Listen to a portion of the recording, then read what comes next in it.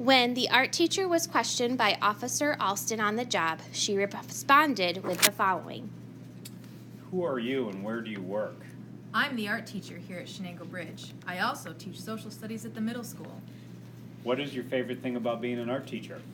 So many things. I do love working with the awesome teachers here, as well as sharing my love of art with all the amazing students. Well, what do you like to do in your free time? That's easy. Shopping. And drawing, but mostly shopping. And what are your favorite things to eat and drink? I have an unhealthy addiction to Diet Pepsi. I probably drink too much of it, and my favorite food is definitely pasta.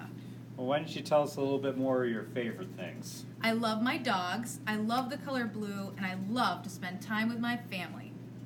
And most importantly, what were you doing at 5:30 yesterday evening? Well, right after leaving school, I picked up my daughter and we went to AC Moore to buy crafting supplies.